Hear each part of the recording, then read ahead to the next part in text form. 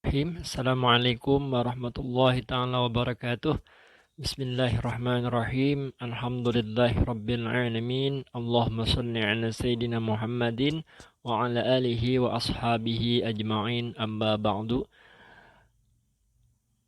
Alhamdulillah, pada kesempatan saat ini kita masih bisa berkomunikasi melalui media video.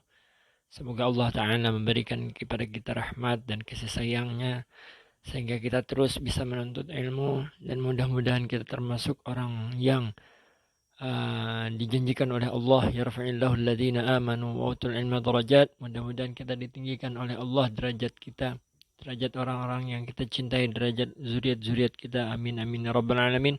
Salawat dan salam semoga selalu tercurah kepada junjungan kita Nabi Muhammad sallallahu alaihi wasallam, yang telah mengantarkan kepada kita nikmat iman, nikmat Islam, dan nikmat ihsan, dan seluruh keluarga, zuriat beliau, dan sahabat-sahabat beliau, serta orang-orang yang mengikuti jalan beliau hingga akhir zaman. Untuk mengambil berkah pada perkuliahan kita pada edisi pertama ini, mari kita sama-sama membacakan surah Al-Fatihah yang diniatkan kita hadiahkan kepada hadrat Rasulullah sallallahu alaihi wasallam dan seluruh kerabat sahabat beliau dan orang yang mengikuti beliau, dan kita hadiahkan kepada seluruh para anbiya wal mursalin, dan kita hadiahkan kepada para kekasih-kekasihnya Allah Subhanahu wa taala, orang-orang yang Allah cintai, kekasih-kasih Allah, min masyarikil ardi, daripada bagian bumi bagian timur sampai bumi bagian barat, wabil khusus yang ada di wilayah kita ini. Dan kita hadiahkan juga untuk para malaikatul muqarrabin, dan orang-orang yang kita, dan orang guru-guru kita, orang tua kita, kerabat kita, keluarga kita, sahabat-sahabat kita, dan seluruh muslimin muslimat umat. Semoga Allah Ta'ala mengampuni kita semua. Ala hadiniyah wa ghnan salihah wa ala manabiha salafun salihun wa ila hadratin nabi Muhammadin sallallahu alaihi wasallam. Al-Fatihah.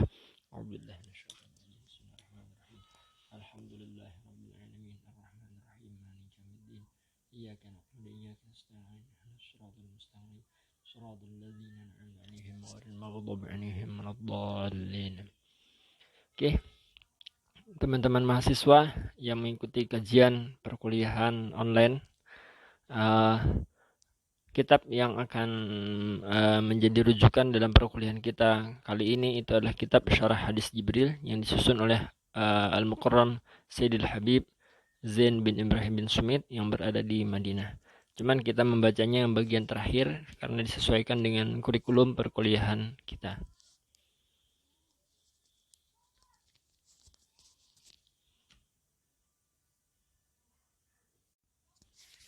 Sebagai pengantar pembukaan pada perkuliahan kali ini, kita akan membahas makna kata al-ihsan.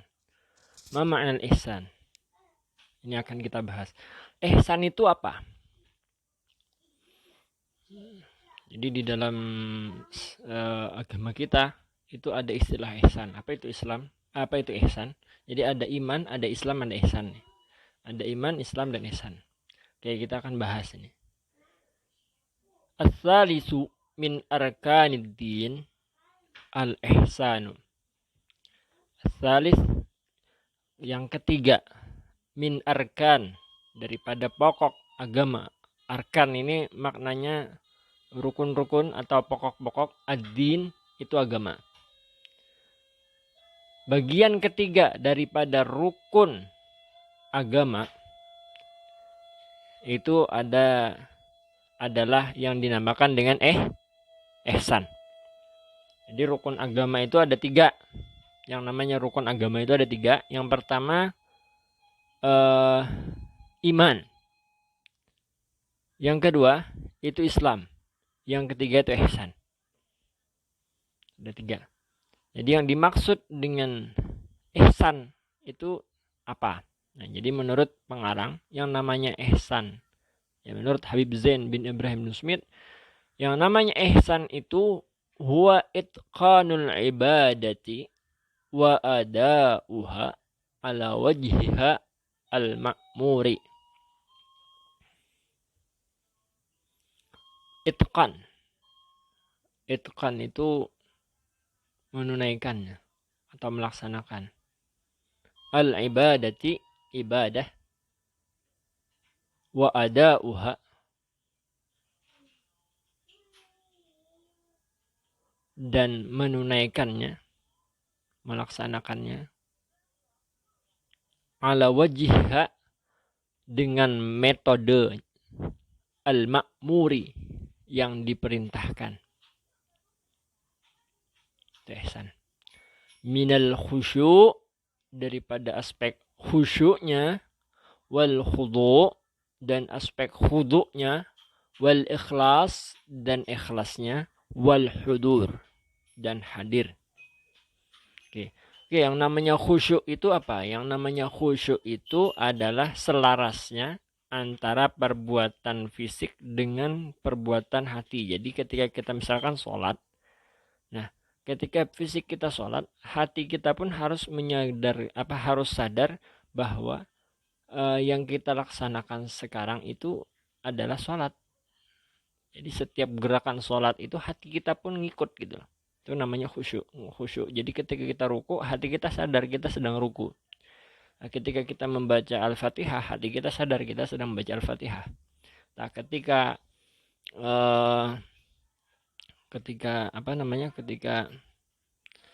sujud, nah, mulut kita bertasbih, subhanallah, subhanallah rabbi, subhanallah wa bihamdih gitu kan. Nah, itu ketika kita membaca tasbih itu, ketika kita sujud lalu mulut kita membaca tasbih, hati kita pun ikut sadar bahwa kita sedang membaca tasbih dan sedang ruku. Nah, itu namanya khusyuk. Wal khudu' ini perbuatan hati juga. Jadi kalau khudu' itu adalah perbuatan hati merasa kita itu tidak punya apa-apa, khudu'. Wal khusyuk wal khudu'. Jadi tidak bisa berbuat apa-apa di hadapan Allah Subhanahu wa taala, merendahkan hati karena kebesaran Allah Subhanahu wa taala. Wal ikhlas. Nah, jadi kalau kita beribadah itu harus ikhlas lillahi taala. Ikhlas itu artinya berbuat sesuatu karena Allah. Itu ikhlas. Wal hudur. Hudur ini artinya hadirnya hati kita, menghadirkan hati kita ini akan Allah Subhanahu wa taala, akan kebesaran daripada Allah Subhanahu wa taala. Itu hadir, menghadirkan Allah di hati kita. Wa mimma yahmilu ala dzalika istihdaru jalalillahi wa 'azamatihi, dan apa-apa saja dan sesuatu yang lain, apa-apa saja yang bisa membuat kita yahmil, mengantarkan ala dzalika atas itu, istihdaru untuk menghadirkan di hati kita ini jalalillah, kebesaran Allah, wa 'azamatihi dan kebesarannya dan kehebatan Allah,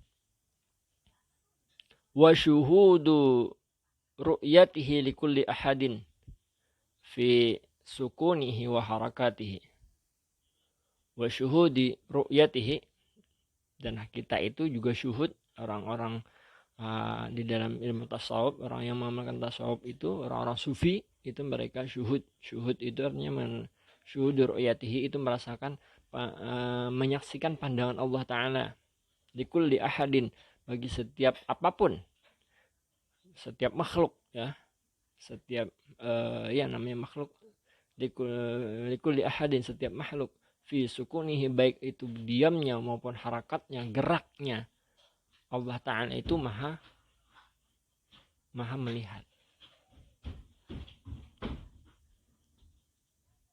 Maha melihat sesuatu, diam atau geraknya makhluk, bahkan yang di dalam batinnya seorang makhluk pun Allah Ta'ala bisa tembus. Dalam hati kita misalkan, Allah Ta'ala bisa tembus. Jadi tidak bisa main-main. Yang pikirannya senang pikiran porno, Allah Ta'ala melihat. Yang pikirannya saben hari menghayalkan bibinian yang tidak ada, yang bukan istrinya, yang haram untuk dibayangkan, melihat. Yang sambil bali lihat atau yang salatnya sambil membayangkan warung jablay, nah itu kelihatan. Ya, terkadang fisiknya salat tapi hatinya kemana gitu, perasaannya kemana. Nah itu Allah Ta'ala melihat perasaan kita, hati kita.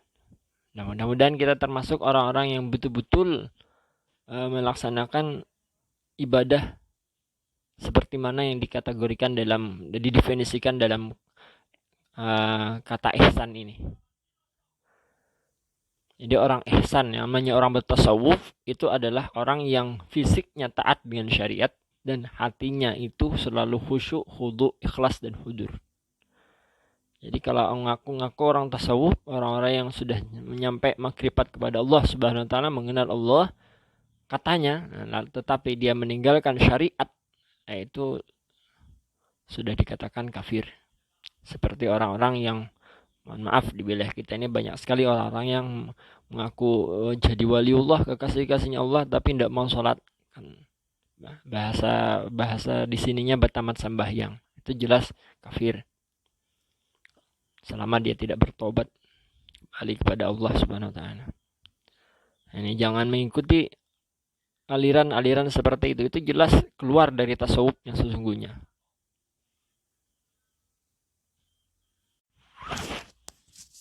Seperti kama asyara ila dzalikal haditsus sabiq, seperti mana yang diisyaratkan dalam sebuah hadis, di qauli sallallahu alaihi wasallam, an ta'budallaha ka'annaka tarah, bahwasanya engkau itu budak menyembah Allah seakan-akan, sembahlah Allah seakan-akan Allah Ta'ala, seakan-akan ta'budallaha, hanya sembahlah olehmu Allah, bahwasanya sembahlah Allah Ta'ala itu seakan-akan engkau melihat Allah. Fa illam takun tarah, maka jika engkau tidak melihat, maka yakinilah, maka jika engkau tidak melihat, tidak mampu melihat Allah, maka yakinilah, fa innahu yaraka, karena sesungguhnya Allah Ta'ala itu yaraka, melihat engkau. Fa'alal abdi ayyuraqiba rabbahu fi jami' ahwalih, maka wajib senantiasa bagi seorang hamba itu ayyuraqiba rabbahu, bahwasanya dia merasa mengawasi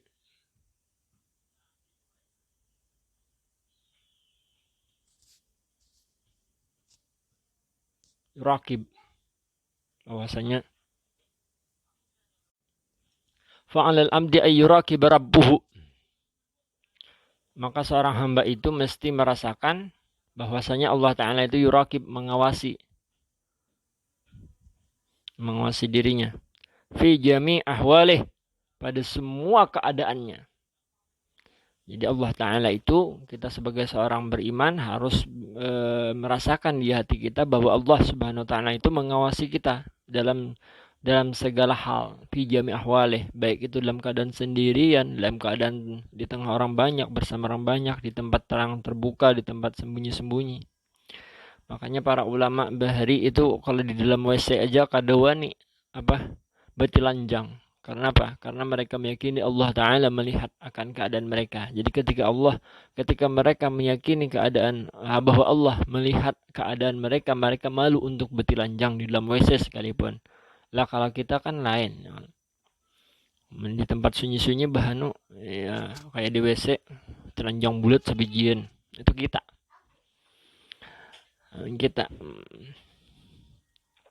bano kita nih bilitang orang kisah alim, pakaian bejubah begamis, sakalimanya orangan di kamar haron nonton bokep wara.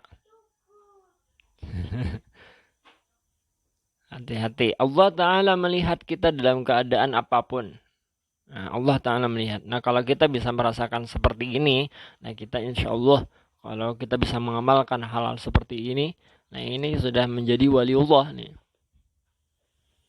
Wa ya'lamu, dan Allah Ta'ala itu mengetahui annahu, dan meyakini, ya, wa ya'lamu, dan seorang hamba itu harus mengetahui bahwasanya Allah Ta'ala itu qaimun alaih, Qaimun alaih itu menguasai atas dirinya ya. Muttali'un ala af'alih, dan menyaksikan ala af'alih, atas segala perbuatan hamba, wa aqwalihi, dan perkataan-perkataannya. Jadi segala gerak-gerik kita Allah Ta'ala itu memandang perbuatan, perkataan. Nah, hati-hati benar kita nih. Allah Ta'ala melihat apa yang kita lakukan. Kadada sedetik pun Allah Ta'ala melepaskan kita tuh kadada. Nah, jadi kalau bulan puasa itu di tempat kayak apa aja, jangan sampai batal puasa lakian nih. Ya, di tengah orang banyak puasa, tempat sepi-sepi kayak di Karangrate buka puasa, ada puasa. Nah, itu berarti kada menyadari Allah Ta'ala itu melihat muttali'un ala af'alihi wa aqwalihi. Insyaallah. Qala Allah Ta'ala wa ma takunu fi sya'nin wa ma tatlu minhu min Qur'anin wa la ta'lamuna min amalin illa kunna 'alaikum syuhuda.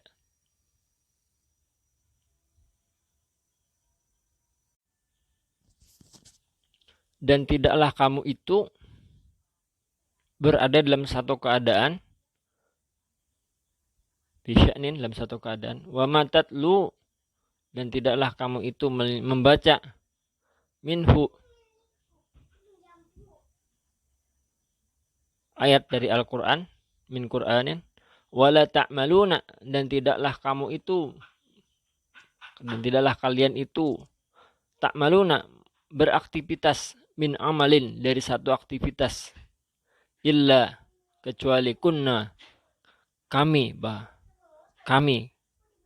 kata Allah, alaikum, atas kalian, syuhuda, menyaksikan. Jadi maksudnya itu Allah Ta'ala itu melihat, menyaksikan apapun yang kita gawi, apapun yang kita kerjakan, apapun yang kita pandirakan, Allah Ta'ala tahu. Oh, si anu lagi menggibah. Oh, sehari ini jam segini Allah sedang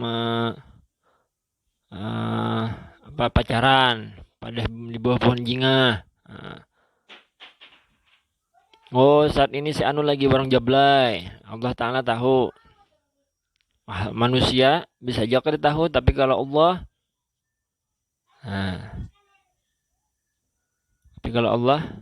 apa yang terdinding dari Allah? Tidak ada.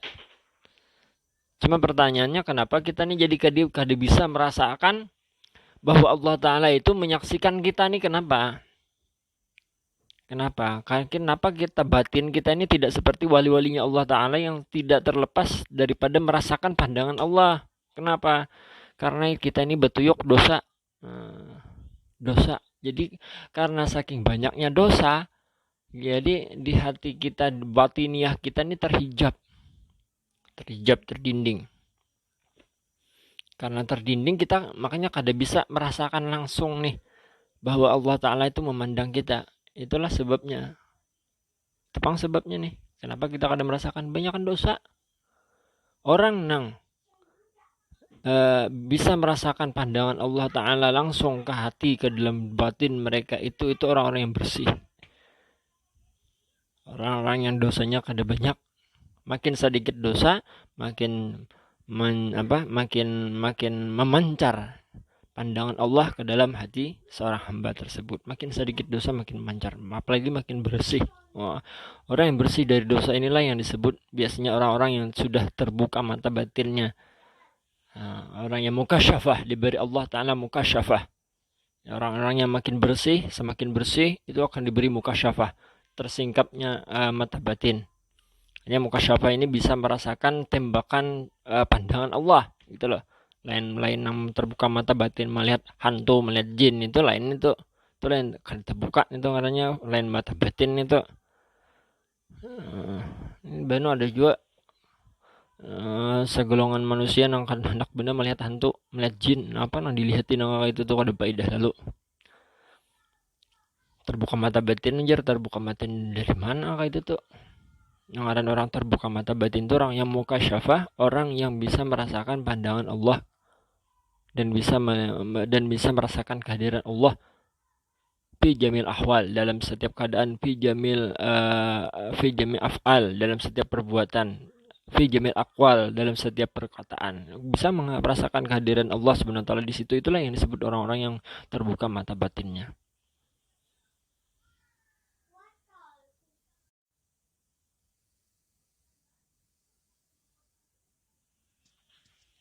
Wa alima mimma sabaqa anna, dan dinamakan mimma sabaqa, apa yang terdahulu, itu maksudnya yang rukun agama tadi. Itu yang pertama iman, Islam dan ihsan. Yang Islam, apa itu Islam? Islam itu huwa ma furida 'alal abdi fi dhahirihi min ahkamis syar'iyyah. Minal ahkamis syar'iyyah. Ini yang Islam, yang dimaksud dengan Islam itu adalah hal-hal, sesuatu yang furida, difardukan, 'alal abdi, atas seorang hamba, fi dhahirihi, dalam bentuk fisiknya, minal ahkamis syar'iyyah, hukum-hukum yang bersifat fisik yang difardukan kepada seorang hamba, itu disebut dengan Islam, yaitu biasanya ilmu syariat atau disebut dengan fikih. Jadi kalau orang mengamalkan fikih itu orang Islam. Orang Islam.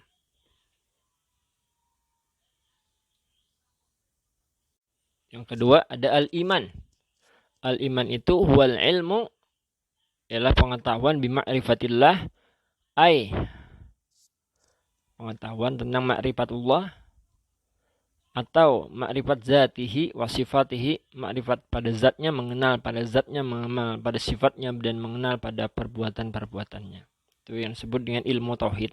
Jadi kalau pian hendak mempelajari iman, kehebatan iman, kekuatan iman, untuk menambah kekuatan iman, itu pelajari ilmu tauhid. Sedangkan al-ihsan, nah ini yang kita bahas nih. Al-ihsan huwal ilmu bima furida 'alal abdi fi batinihi min akhlaqil qalbi wa huwa musamma bi ilmi tasawwufi. Wa midaruhu ala salasati umurin. Al-ihsan itu adalah ilmu bima, terhadap apa-apa yang furida, difardukan, diwajibkan, al abdi, atas seorang hamba, fi batinihi, dalam aspek rohaniyahnya, batinnya, min akhlaqil qalbi, daripada akhlak hati. Wa huwal musamma bi ilmi tasawuf, dia disebut, dinamakan dengan ilmu tasawuf. Wa midaruhu, dan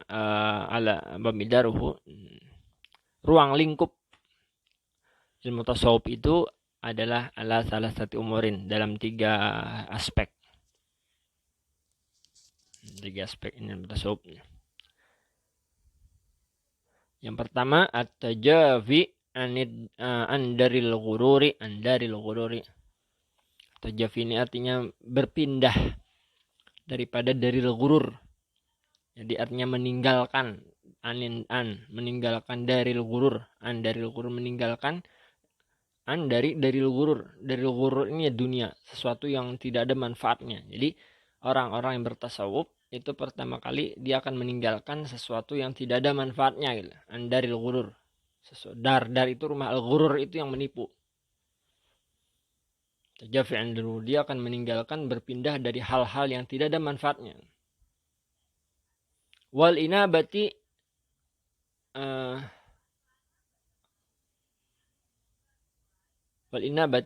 ila daril khulud, dan dia akan inabah itu menggantikan, ila daril khulud, kepada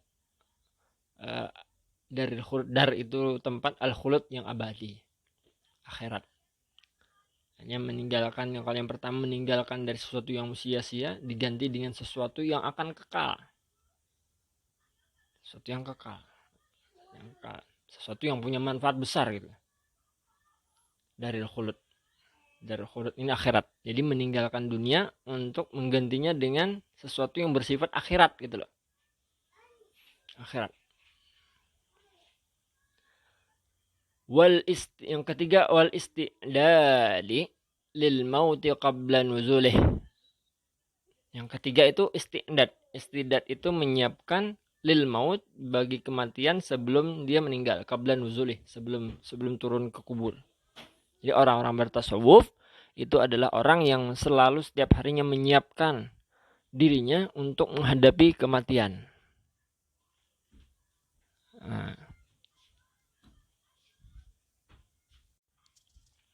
Ilmu tasawufi. At-tasawufu huwal khuruju min kulli khuluqin dani wad-dukhulu fi kulli khuluqin sani. At-tasawuf, yang namanya at-tasawuf, tasawuf itu adalah khuruju, itu adalah keluarnya min kulli dari setiap khuluqin dani, daripada akhlak-akhlak nang kada baik. Wad-dukhuli, dan masuk fi kulli khuluqin sani, dan masuk ke dalam akhlak-akhlak yang baik. Jadi orang yang namanya tasawuf itu adalah berpindahan antara kelakuan yang kada baik menuju kepada kelakuan yang baik. Jadi orang bertasawuf itu adalah orang yang berproses merubah kelakuannya yang asalnya orangnya ini kada baik, berproses menjadi orang baik. Itu orang tasawuf. فإذا تحلل العبد بمحاسن الأخلاق التي وردت بها السنن النبوية وتخلى عن أجدادها عن أجدادها ya min akhlaq az-zamimah sumya sufyan.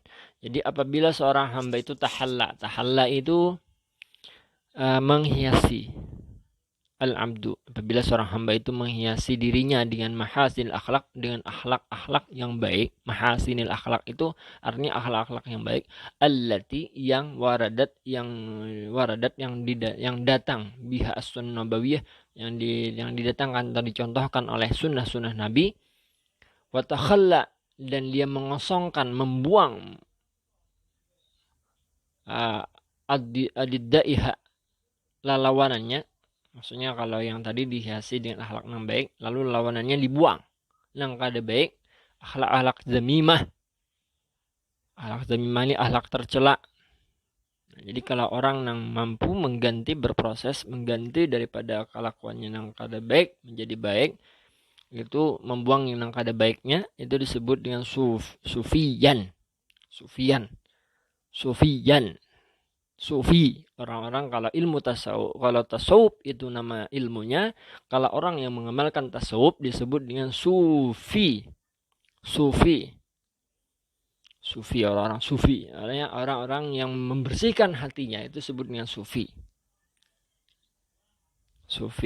Kita nih kisahnya Jepang jadi susupian kita nih, ada susupi bujuran, ada supi bujuran.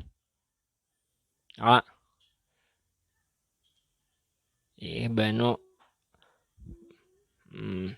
pakaian aja berjubah bakupiah ke situ kemari, tapi bano akhlak kita masih kada bagus, masih ketuju nyambati orang, masih ketuju mahwal orang, masih ketuju dengki dan sebagainya, dendam dan orang. Nah itu kada supi bujuran tuh, masih susupian aja. Ada supi bujuran, masih susupian. Fatasawufu, maka yang namanya tasawuf itu adalah husnul khuluqi. Yang namanya tasawuf itu adalah husnul khuluqi. Husnu itu artinya baik, al-khuluqi itu artinya akhlak. Husnul khuluqi. Yang namanya tasawuf itu husnul khuluqi, artinya kelakuan yang baik. Itu namanya tasawuf. Faman zada 'alaika fil khuluqi faqad zada 'alaika bit tasawuf. Maka siapa saja yang zada 'alaika, bertambah atasmu, fil khuluqi faqad zada 'alaika, maka sungguh zada 'alaika, bertambah atas engkau, fit tasawufi, di dalam tasawufnya. Maksudnya itu bila orang tuh kelakuannya semakin hari semakin bagus, itu semakin bertasawuf orangnya. Nah, itu orang bertasawuf. Bertasawuf itu makin hari makin bagus akhlaknya, makin bagus, itu makin bertasawuf ngarannya. Makin tasawuf, karena arti tasawuf itu kan terambil dari kata sofa. Sofa itu kan sesuatu yang bersih, lembut. Tasawuf bersih, tidak kotor. Itu safa ya. Safa ya, suhu tasawuf ya.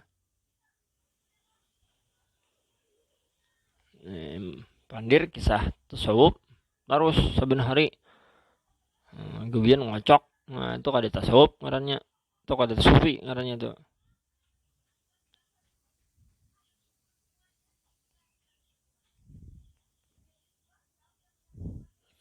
Wafil hadis, dalam sebuah hadis Rasulullah SAW bersabda, "Athqalu ma yudha'u fi mizanil 'abdi yaumal qiyamati husnul khuluqi."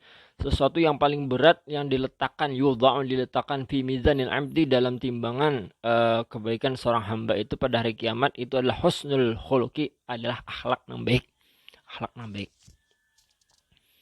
Nah, itu akhlak yang baik itu yang paling berat, membuat timbangan kita nambah kebaikan kita tuh semakin yang paling berat mengolah timbangan kita yang baik itu diletakkan sesuatu yang paling berat yang diletakkan di timbangan kebaikan kita itu adalah husnul khuluq di hari kiamat.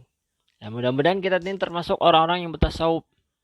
Jangan kisahnya, jangan pandir nyuara kisah tasawuf.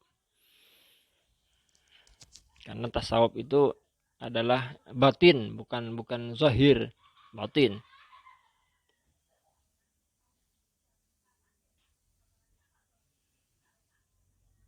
Wa fihi innal mu'mina la yudriku bi husni khuluqihi darajatus shaimil qa'im. Sesungguhnya seorang mukmin itu tidak akan mendapatkan derajat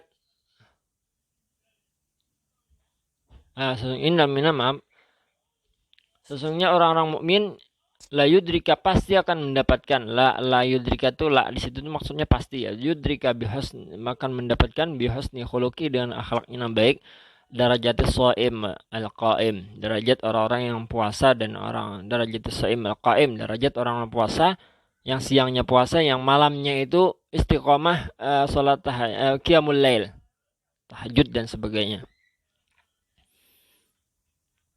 Jadi maksudnya itu jadi maksudnya itu lebih bagus namanya antara orang nang ibadahnya nang wajibnya aja ala kadarnya aja tetapi akhlaknya baik dibanding dengan orang nang sholat ibadahnya nang wajib digawi nang sunatnya digawi tapi kelakuannya kurang bagus namanya.